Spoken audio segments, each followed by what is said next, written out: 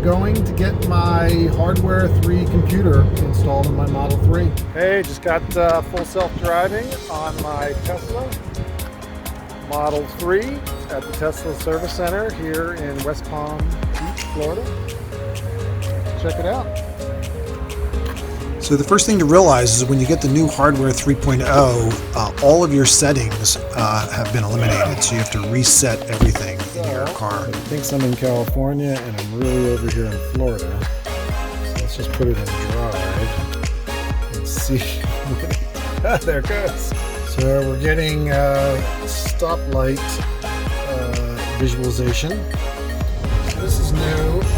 It identifies all the lanes on the highway. Cone identification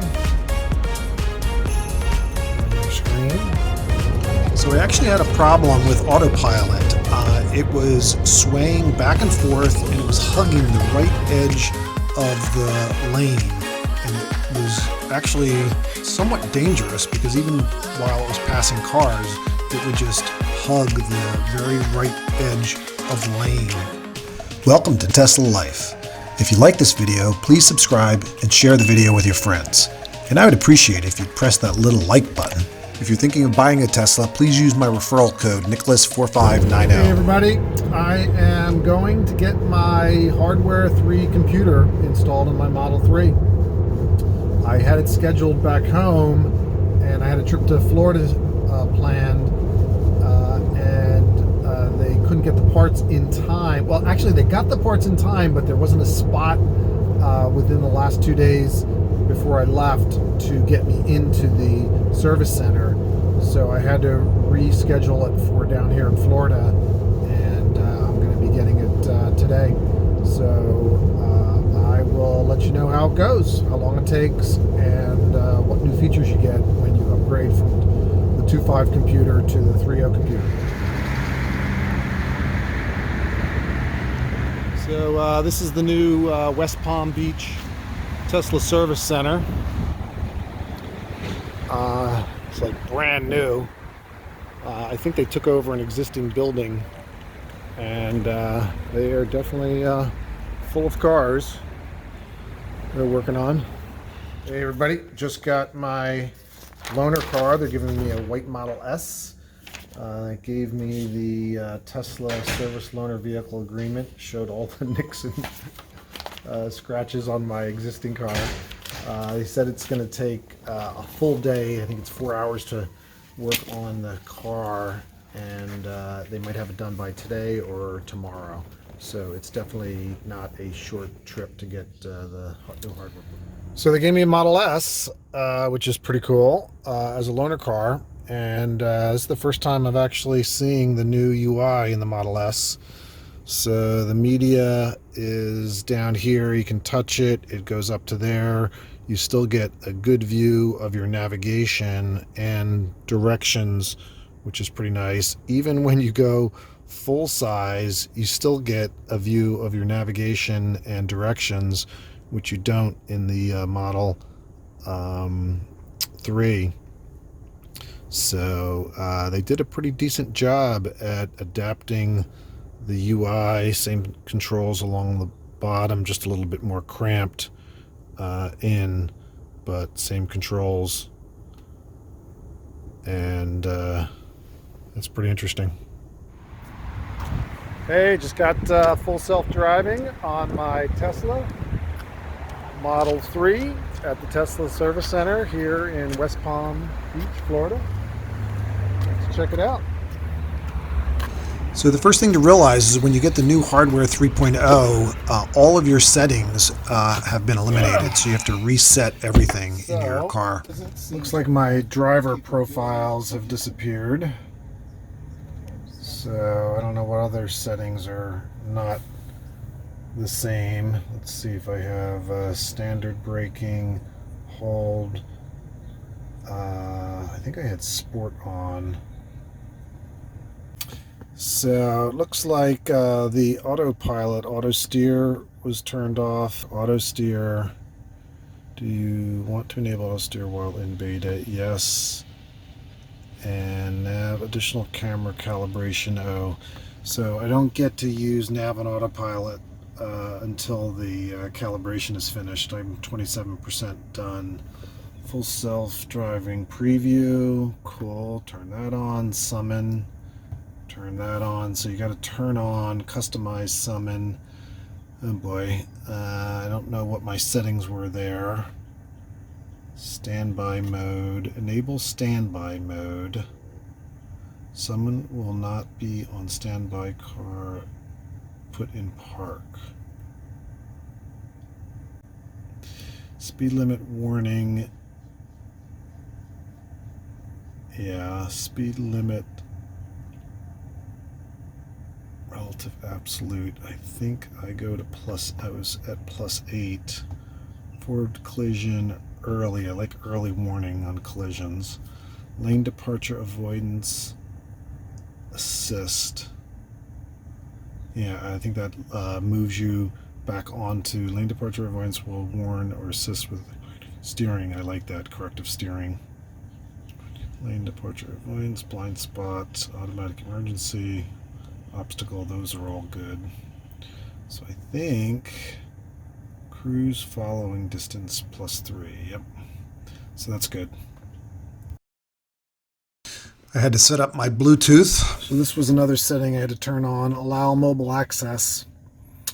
And then I also went into data sharing and submitted the rights to let it share data to help improve full self-driving and other features.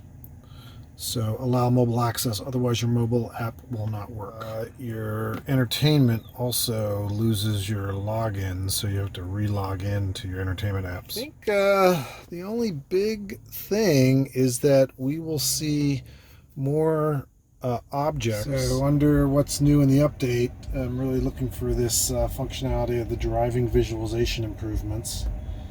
So hopefully we'll see some of them. So this is pretty funny. It thinks I am in California, Palo Alto, California. So I put in Walmart to try to find a Walmart nearby, and it's got all these Walmarts in California. So let's cancel that. And I guess I am at the Tesla headquarters.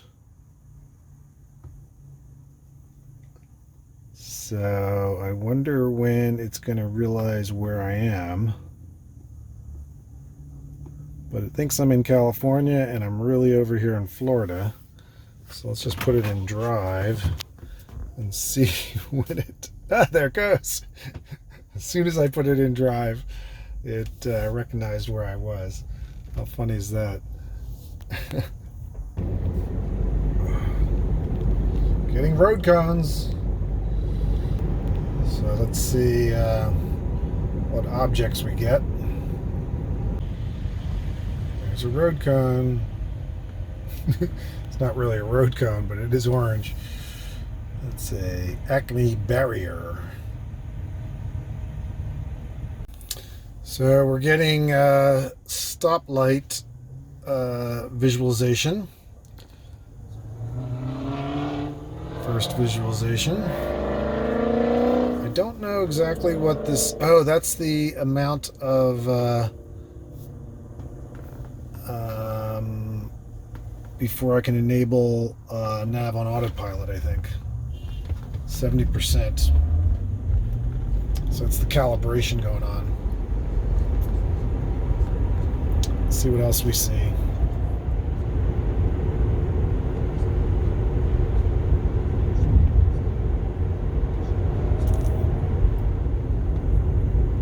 Some lights coming up. So here you can see the lights coming up and on the screen at the same time. Definitely identifies all the lights. Let's see if we can get them to go yellow or red. Now here actually one of the turning lanes is red. I wonder if that will be identified as we get close to these lights. So the far left one is a red left signal. And it just shows up red. That's interesting.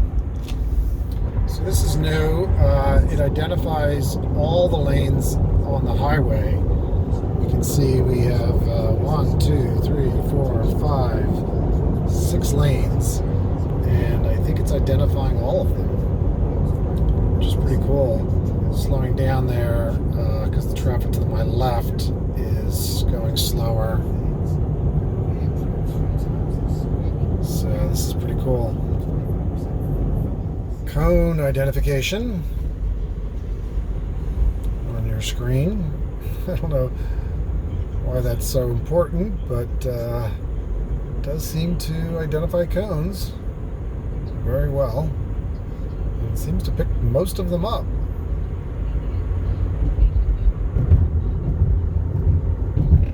So here's a red light. Let's see how it identifies the red light.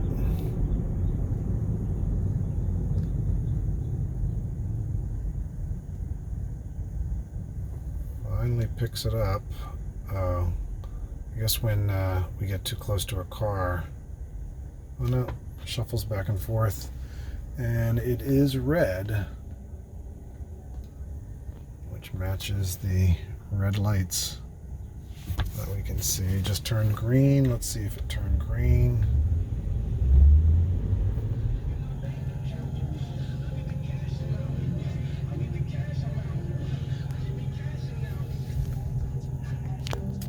So here we can see it identifies all the lights as red. The arrows not as much. So we actually had a problem with Autopilot. It was swaying back and forth, and it was hugging the right edge of the lane, and it was actually somewhat dangerous because even while it was passing cars, it would just hug the very right edge of the lane. It would not center itself. So I happened to get 20.12 software update, and after installing that update, it seemed to correct itself, and it drove dead center in the lane. So I wanted to show you now that when you pass a car or a truck, if there's enough room to get back over, it will get over by itself. This is with hardware 3. So I think there's enough room. If there were cars in this right lane, there it goes, it would have stayed in the left lane, but and it waits till there's room to get over. So that's been solved. Hey, thanks for watching. If you like this video, please subscribe on the top left and share the video with your friends. My other Model 3 videos are here in the middle.